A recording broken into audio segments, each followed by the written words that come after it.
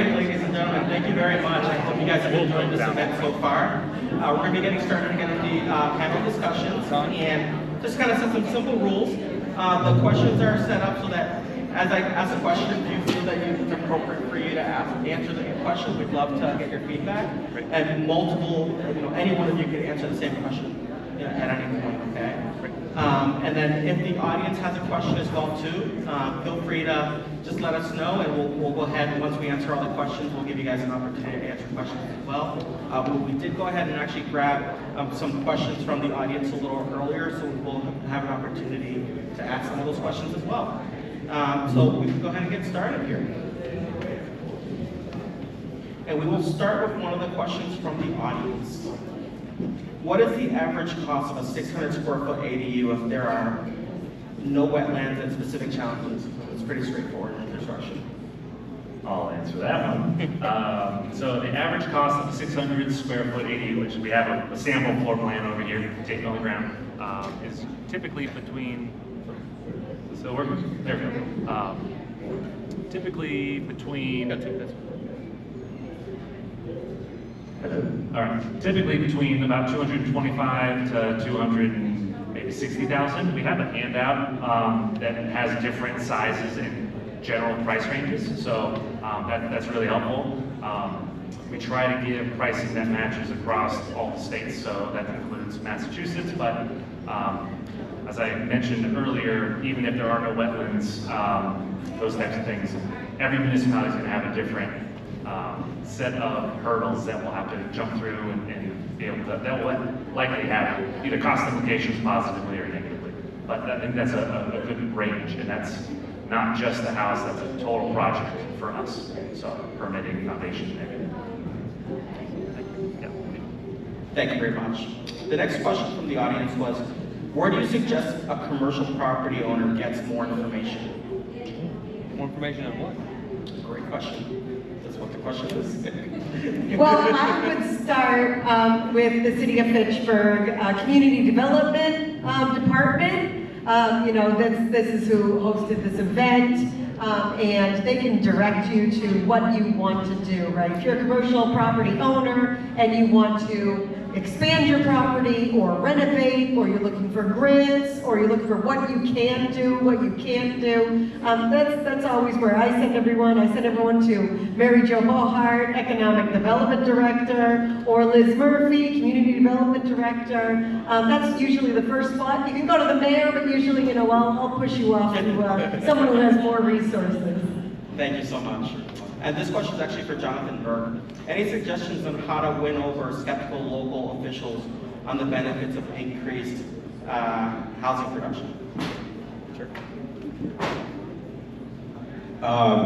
It depends what the skepticism is. I think that's the first part. I think the survey we've been doing in Fitchburg is really helpful because it shows, I think a lot of the opposition to housing tends to be, well, it's going to be other folks and they're not our constituents right now. I mean, the survey results show that 60% of residents in Fitchburg don't think someone could live here in 15 years, right? So it's not other folks, it is your constituents that are struggling to rent or buy a home in this community, and I think that is probably, as a politician, you're the best breed of that, but if your constituents are telling you they're struggling with something, you want to help them with that.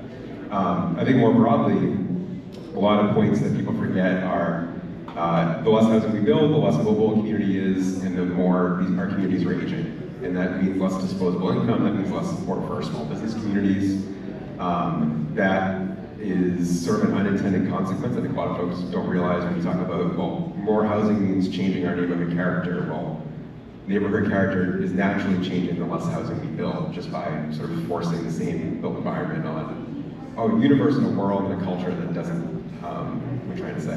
That doesn't fit the built environment that we built 50 years ago. It's changed, and we need our housing to adapt to that. Great, thank you very much. And I think the next question kind of transitions well. Housing affordability isn't solved by one organization. How important is collaboration between municipalities, nonprofits, lenders, utilities, contractors, and community organizations? And any one of you are welcome to answer this.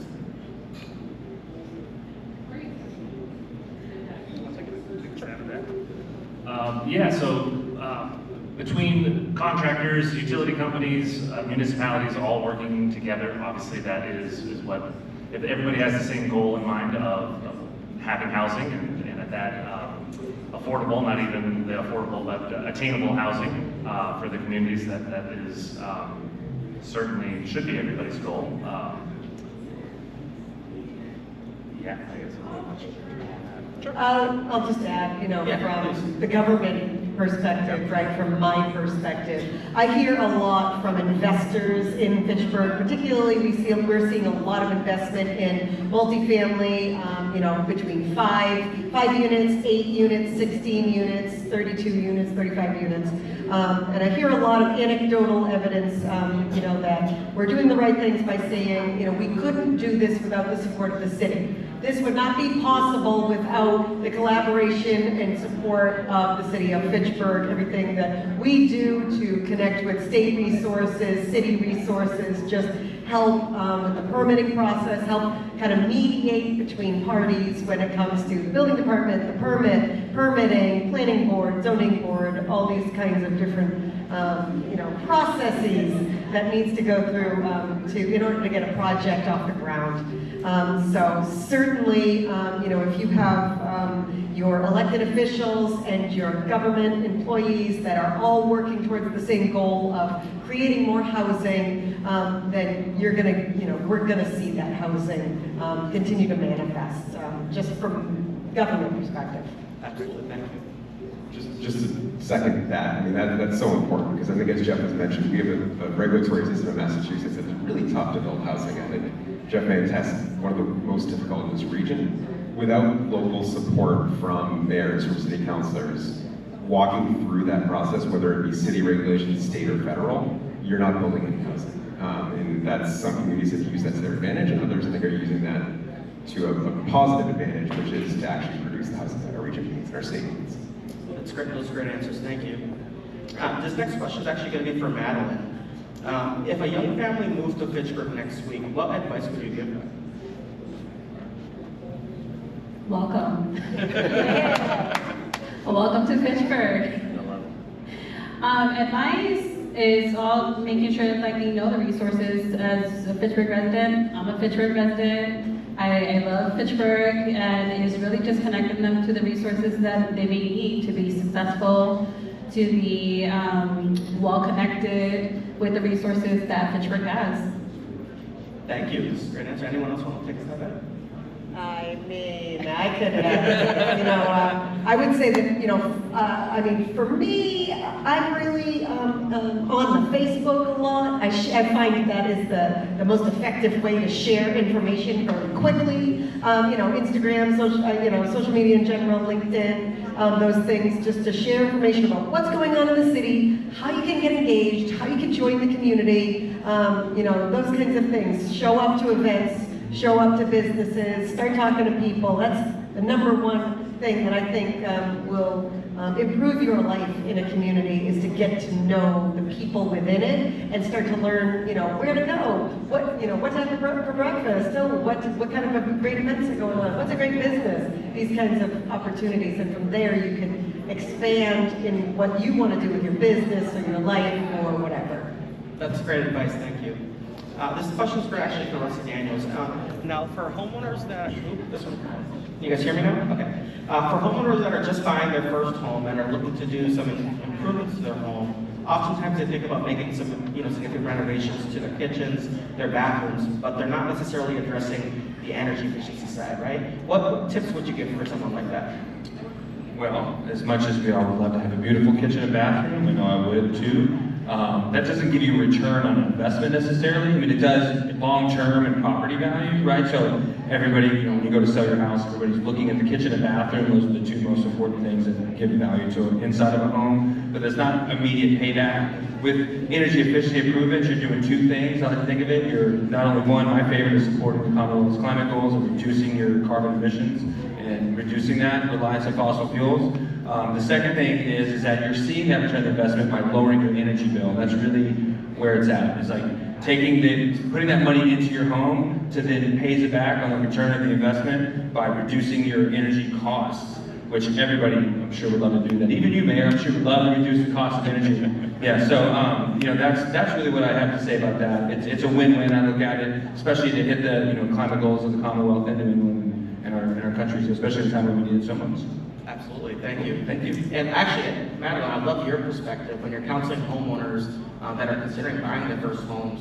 Do you guys sort of guide them for that when they're considering maybe, you know, they know they have a limited amount of money available for down payments, their bank's telling them they have a certain amount of money that they have to work with to buy the house? Do you kind of give them coaching advice on what to do with that investment and with that money they have available to make the renovations? Yes, so we actually, we do provide them with different resources for them to be able to reduce their energy costs. I always, you know, encourage folks to do the MassSave program. You know, that way you can get your free energy assessment, and we go from there. That's like the top on the list. We actually do cover Energy Saver Home Program. in our first time homebuyer class, just to make sure that people know about the program. So we do work with them even after they buy, making sure that they have some sort of plan in place, because utilities are very expensive. Food is expensive. Anything is expensive nowadays, so it's like, let's save here, that way it frees more money to do something else.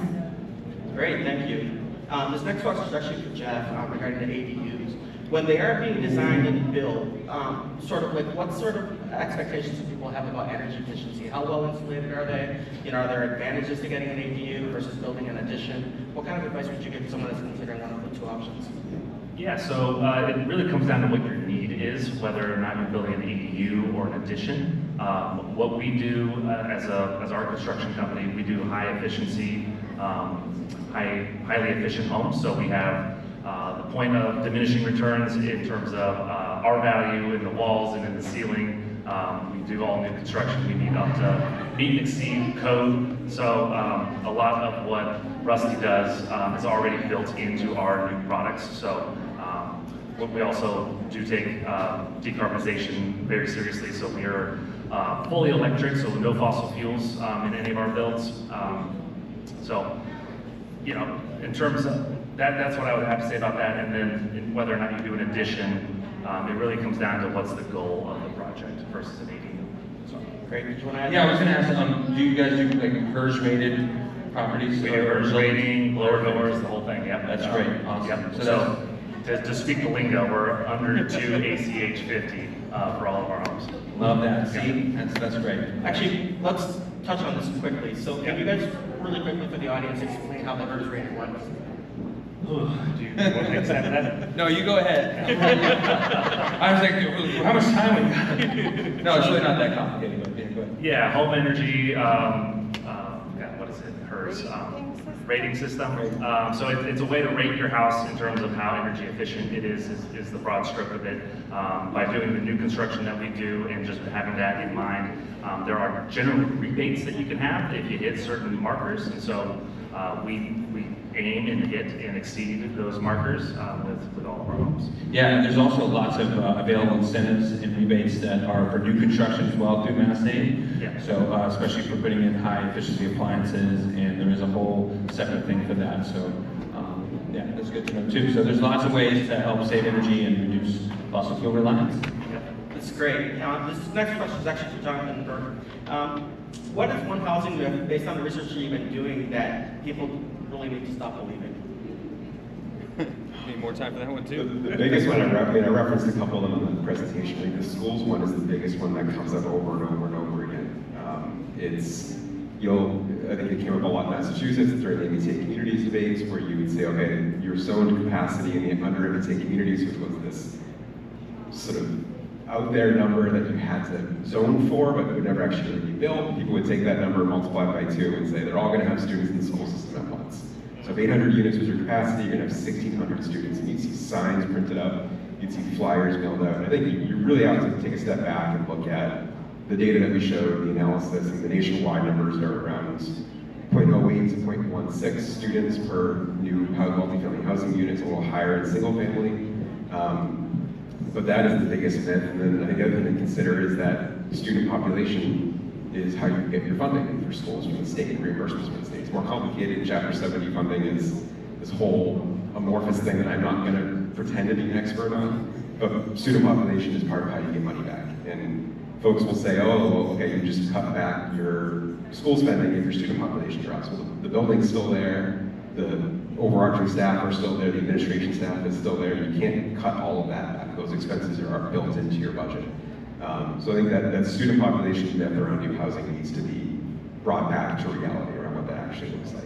I don't know if the mayor wants to jump into that too. But. Yeah, I'm just going to piggyback off myths. One thing I'm getting a lot, Jonathan, is as I'm sharing, promoting the new units that are coming online, especially particularly in Main Street, I'm getting a lot of negativity on the Facebook, particularly, saying these are too expensive, unaffordable, no one can afford this, you're gentrifying the city, by creating these new housing units with these higher rents, you're forcing everyone to raise the rent, and now I won't be able to afford to live.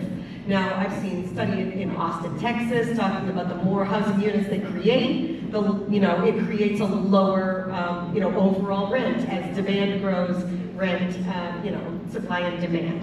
But I'm seeing also competing arguments saying that, that's not necessarily a supply and demand. So I guess the question is, does building more units of housing help stop rent increases? Does it help decrease rent? Is it a supply and demand? Yes, and I think that's an and comment. We're so far behind the ball. I think I showed some of the production numbers in Fitchburg. If you look at the average household size, we need 40% more housing units to house the same population that Fitchburg had in the 1950s. Today, we haven't built 40% more housing, right? In any time in the past 3 or 4 decades. So that you have to catch up. So is building enough new housing right now in each city, is building enough housing in Fitchburg going to drive rents down? Not right now, no, it's going to take a while. But it will prevent rapid increases. And you're seeing in some places in Massachusetts, rents have frozen or have come down a little bit based on the new supply. It's also a regional problem. You have a problem in Massachusetts where you have some cities that are producing housing and you have some that are not. In Salem, we're building more housing than anyone else in that region. And every city councilor I talk to says, well, what's going on with our neighbors? Right? Marblehead was a notoriously vocal opponent. They're right next door. The housing market in Marblehead or Salem doesn't stop at the border. So it has to be a regional problem. It has to be a state-level solution. It's kind of why you see the state stepping in a bit more, less in Massachusetts than you do in other states. I think if you look at places like Texas or Colorado or California, the state has had to step in and say, here are the targets. You have to figure out what to do to hit those targets. So yes, it is a supply and demand problem. You'll always have folks at both ends of the spectrum, right? You'll have folks that always need some kind of subsidy. Right now, the problem is we have so many folks that need some of that subsidy because the housing prices are so high and so severe. So how many of those folks are waiting for subsidy when we begin to build enough supply to get out of the demand? And I don't know if you want to jump in on anything I'm saying and correct anything I'm saying, or respond to it, I don't know, but yeah, it is. More space, more land. Yeah, more space, more land. I mean, I mentioned the comment too about small businesses. Having more folks of means that can spend money in small businesses, support a small business community. I'm trying to think where else to go with this. I don't know anywhere, but yeah, could go off on this for hours. But yes, I mean, you also have to look at the cost to build right now too. And yeah, Well, even the ADU thing that he's doing there with the ADU, that's great. The ADUs I find is like a really good way to give people that have larger pieces of property the ability to build on their land, right? So like I have a half an acre and I have all this land, I just stare at it and I'm like, somebody can live there.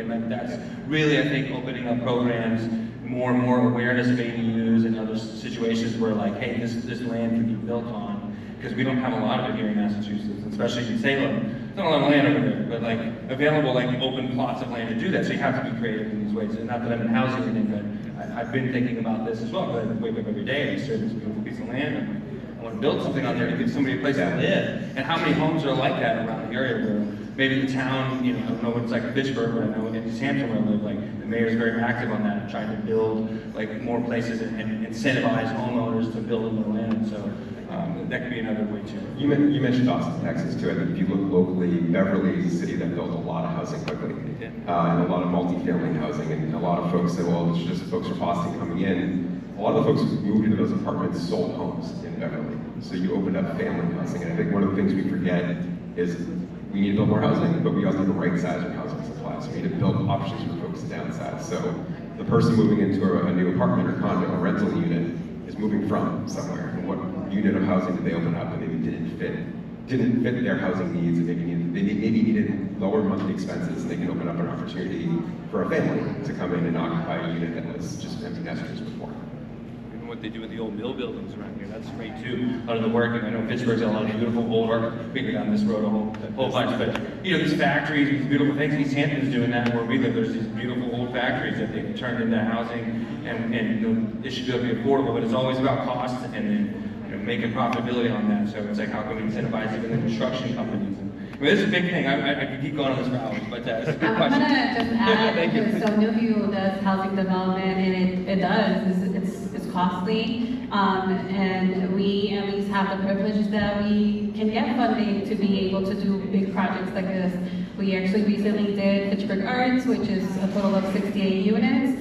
Not a private investor will be able to do that. And now we're actually doing one in Athol, which is bringing more units online, exciting, and there's actually going to be senior housing as well. That's awesome. Just so seniors can move into an affordable unit, free up their single-family house to create more homeownership for individuals that are looking to buy. That's a really good point too. Thank you so much. Those are great answers. I just have two more questions, and one of the questions is actually related to a topic that not a lot of people like to talk about. It's very sensitive, but it's a reality of life, and it's foreclosures, right?